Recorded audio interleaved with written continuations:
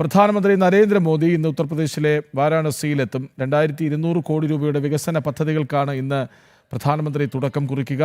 രാവിലെ 11 മണിയോടെ വാരാണസിയിലെത്തുന്ന അദ്ദേഹം പൊതുസമ്മേളനത്തെയും അഭിസംബോധന ചെയ്യും. വിവരങ്ങളുമായി നന്ദഗോപൻ വീണ്ടും ചേരുന്നു. നന്ദഗോപൻ, ഒരു പ്രധാനമന്ത്രി എന്ന നിലയ്ക്ക് രാജ്യത്തെമ്പാടും ഓടി നടന്ന് കോടിക്കണക്കിന് രൂപയുടെ വികസന പദ്ധതികൾ നടപ്പിലാക്കുകയാണ് നരേന്ദ്രമോദി. ഇതിപ്പോൾ വാരാണസിയിലേക്ക് വരുന്നു. അവിടെ വലിയ വികസന പദ്ധതികൾക്ക് തുടക്കം കുറിക്കുന്നു. എന്തൊക്കെയാണ് പദ്ധതികൾ?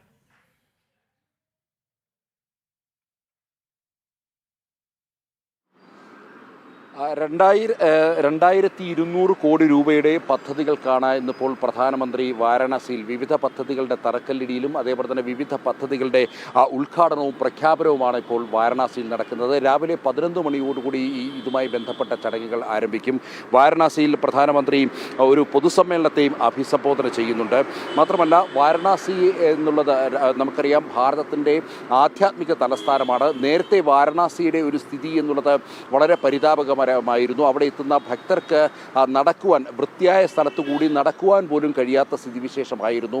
വളരെ രീതിയിൽ മാലിന്യം കൊണ്ട് നിറഞ്ഞു നിൽക്കുന്ന ഒരു നഗരമായിരുന്നു വാരണാസി എന്നുള്ളത്. മാത്രമല്ല, നമുക്കറിയാം വാരണാസിയിൽ മൃതദേഹങ്ങൾ സംസ്കരിക്കുന്നത് അത് കൂടുതൽ ആത്മാക്കൾക്ക് പുണ്യം ലഭിക്കുമെന്നുള്ള വിശ്വാസം കൊണ്ട് വിവിധ ഭാഗങ്ങളിൽ നിന്നുമാണ് മൃതദേഹങ്ങൾ ഇവിടേക്ക് എത്തിച്ചുകൊണ്ട് സംസ്കരിച്ചു കൊണ്ടിരുന്നത്. അങ്ങനെ അവിടെ ഈ പൂർണ്ണമായും സംസ്കരിക്കപ്പെടാത്ത മൃതദേഹങ്ങളും മറ്റും ഗംഗയിൽ ഒഴുകി നടക്കുന്ന അവസ്ഥയായിരുന്നു. എന്നാൽ പ്രധാനമന്ത്രി അല്ലെങ്കിൽ BJP സർക്കാർ അധികാരത്തിൽ വന്നതിൽ പിന്നെ വാരണാസിയുടെ മുഖം തന്നെ മാറിയിരിക്കുന്നു.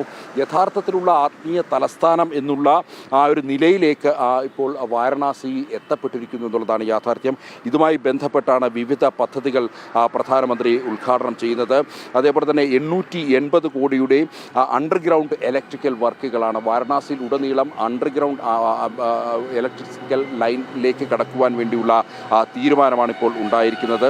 അതേപോലെ തന്നെ വിവിധ ക്ഷേത്രങ്ങളുടെ വികസനവുമായി ബന്ധപ്പെട്ട് അതേപോലെ തന്നെ പദ്ധതികൾ, ഒപ്പം തന്നെ വിവിധ സിറ്റി സെൻറ്ററുകളുടെ നിർമ്മാണവുമായി ബന്ധപ്പെട്ട പദ്ധതികളടക്കം ഒരുക്കിയിരിക്കുന്നു. അതേപോലെ തന്നെ ഗംഗയുടെ പുനരുജ്ജീവനവുമായി ബന്ധപ്പെട്ട് ഗംഗയുടെ പടവുകൾ ശുദ്ധീകരിക്കുന്ന അല്ലെങ്കിൽ പടവുകൾ ഒരുക്കുന്നതുമായി ബന്ധപ്പെട്ട വിവിധ പദ്ധതികൾ, ഒപ്പം തന്നെ 47 റൂറൽ കുടിവെള്ള പദ്ധതികളാണ് ജൽജീവൻ മിഷന് കീഴിൽ ഇന്നിപ്പോൾ ഉദ്ഘാടനം ചെയ്യാൻ പോകുന്നത്. അതേപോലെ തന്നെ വിവിധ സ്കൂളുകളിലെ ബിൽഡിങ്ങുകൾ, അതേപോലെ തന്നെ പുതിയ ലൈബ്രറികൾ, ഒപ്പം തന്നെ കോടതി സമുച്ചയങ്ങളടക്കം ഉദ്ഘാടനം ചെയ്യപ്പെടുന്നു. അതേപോലെ തന്നെ വിവിധ ആശുപത്രികൾക്ക് വേണ്ട സജ്ജീകരണങ്ങളടക്കം അതിനുവേണ്ട ഉദ്ഘാടനങ്ങൾ നടക്കുന്നു. CT സ്കാൻ സെൻ്ററുകൾ, MRI സെൻ്ററുകൾ, അതേപോലെ തന്നെ ഹോമിയോപ്പതിക് മെഡിക്കൽ കോളേജിന് വേണ്ട ആവശ്യമായ സെൻ്ററുകളടക്കം ഇന്നിപ്പോൾ വാരണാസിയിൽ ഉദ്ഘാടനം ചെയ്യാൻ പെടുന്നു. വാരണാസി എന്നുള്ളത് നമുക്കറിയാം പ്രധാനമന്ത്രിയുടെ മണ്ഡലം കൂടിയാണ്. വാരണാസിയിൽ അദ്ദേഹം എത്തിയതിൽ പിന്നെ പ്രധാനമന്ത്രി അല്ലെങ്കിൽ നരേന്ദ്രമോദി അവിടെ വാരണാസിയിൽ ലോക്സഭാ പ്രതിനിധിയായി എത്തിയതിൽ പിന്നെ വാരണാസിയുടെ മുഖം തന്നെ മാറി എന്നുള്ളത് യാഥാർത്ഥ്യമാണ്. മുൻപ് വാരണാസിയിൽ, അതായത് UPA ഭരണകാലത്ത് വാരണാസിയിൽ പോയ ഭക്തജനങ്ങൾക്കും ഇപ്പോൾ ഈ കഴിഞ്ഞ 10 വർഷത്തിനുള്ളിൽ വാരണാസിയിലെത്തിയ ഭക്തജനങ്ങൾക്കും ആ വ്യത്യാസം വളരെ പ്രകടമാകുന്നു എന്നുള്ളതാണ് യാഥാർത്ഥ്യം.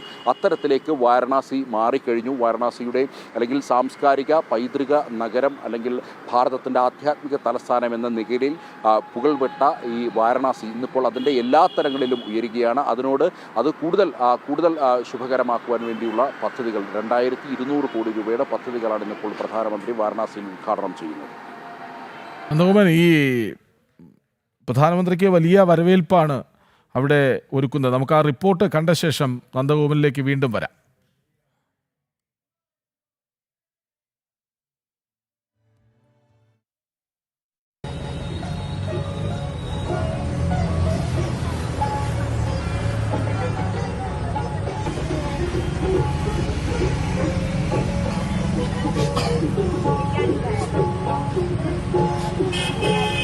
നന്ദഗോപനിലേക്ക് വീണ്ടും. നന്ദഗോപൻ, ഇതിൽ സംഗീത പാതയൊരുക്കിയാകും നരേന്ദ്രമോദിയെ, പ്രധാനമന്ത്രിയെ നഗരം സ്വീകരിക്കുക എന്നാണ് കേൾക്കുന്നത്. എന്താണ് ഈ സംഗീത പാത?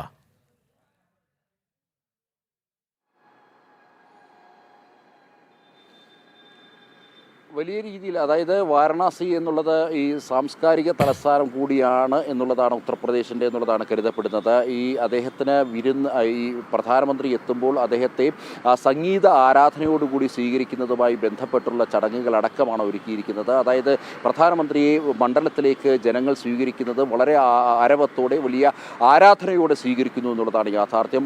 ഏതാണ്ട് 2200 കോടി രൂപയുടെ പദ്ധതി ഉദ്ഘാടനം ചെയ്യുമ്പോൾ അത് ഏറെയും പ്രയോജനം ചെയ്യുന്നത് സാധാരണക്കാരായിട്ടുള്ള ജനങ്ങൾക്കാണ് എന്നുള്ളതാണ്. വിവിധ മേഖലകളിൽ, പ്രത്യേകിച്ച് ആരോഗ്യ മേഖലയിൽ സമഗ്രമായ മാറ്റമാണ് ഈ പദ്ധതികൾ ലക്ഷ്യം വെക്കുന്നത്. ഈ ഹോമിയോപ്പതിക് മെഡിക്കൽ കോളേജ്, അതേപോലെ തന്നെ വിവിധ ആശുപത്രികൾക്ക് CT സ്കാൻ MRI സെൻ്ററുകളടക്കം നൽകുന്നു. അങ്ങനെ ആരോഗ്യ മേഖലയിൽ സമഗ്രമായ മാറ്റം കൊണ്ടുവരുന്നതിനൊപ്പം തന്നെ സാംസ്കാരിക മേഖലയിൽ കൂടി ഊന്നൽ നൽകിക്കൊണ്ട് ആ രീതിയിൽ കൂടി വാരണാസിയെ ഉയർത്തിയെടുക്കാൻ ഉതകുന്ന പദ്ധതികൾ കൂടി ഇന്നിപ്പോൾ ഉദ്ഘാടനം ചെയ്യപ്പെടുന്നു. ഒപ്പം തന്നെ ടൂറിസം മേഖലയിലും സമഗ്രമായ മാറ്റം ലക്ഷ്യം വെക്കുന്നു പല പദ്ധതികൾ എന്നുള്ളതാണ് യാഥാർത്ഥ്യം.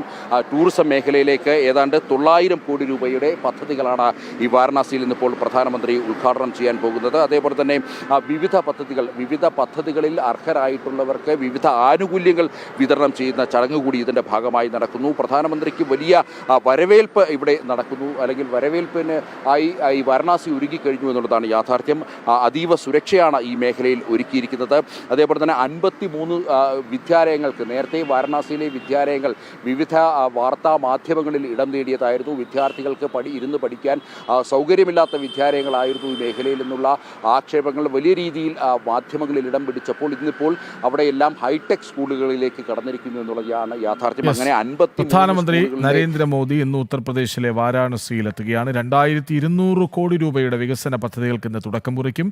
പ്രധാന സേവകനെ സംഗീത പാതയൊരുക്കി സ്വീകരിക്കാൻ ഒരുങ്ങുകയാണ് വാരാണസി.